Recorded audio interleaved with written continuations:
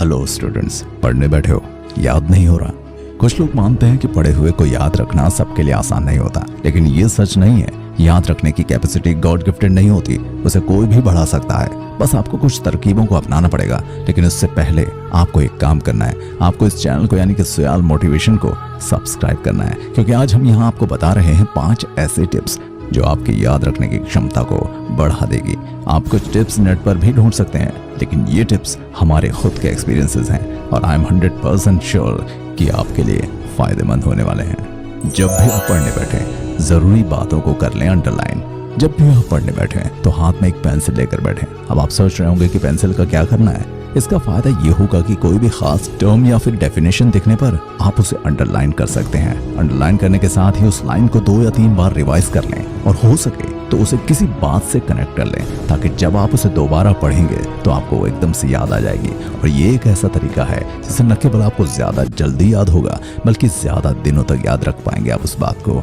Number 2, notes copy नहीं करना, अपने नोट्स खुद बनाना।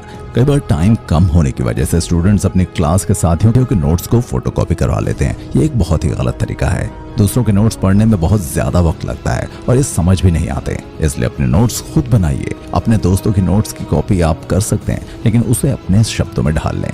जब आप उन्हें अपने शब्दों में ढालेंगे तो वो आपको आसानी से समझ आ जाएंगे और नोट्स बनाने की इस प्रोसेस से आपको याद रखने में भी आसानी होगी।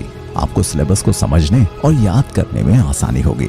ग्रुप स्टडी है एक बेस्ट तरीका। अगर आपको या साथियों को एक साथ बैठकर पढ़ाई करने में दिक्कत नहीं है तो ग्रुप डिस्कशन एक बहुत अच्छा तरीका है। इस तरह से पढ़ने में आप बिल्कुल भी बोर नहीं होते हैं और सभी के कलेक्टिव एक्सपीरियंसेस आपको ज्यादा सीखने को प्रेरित करते हैं। ग्रुप डिस्कशन में जब आप एक्सपीरियंसेस शेयर करके पढ़ते हैं तो इस दौरान डिस्कस की गई बातें आपको जल्दी याद हो जाती हैं।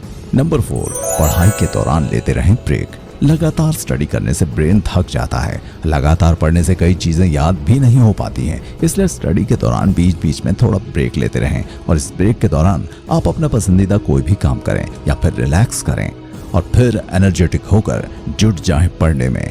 इससे आपकी एकाग्रता बनेगी और याद रखने की कैपेसिटी भी बढ़ जाएगी। नंबर 5, रिवीजन जरूर करें।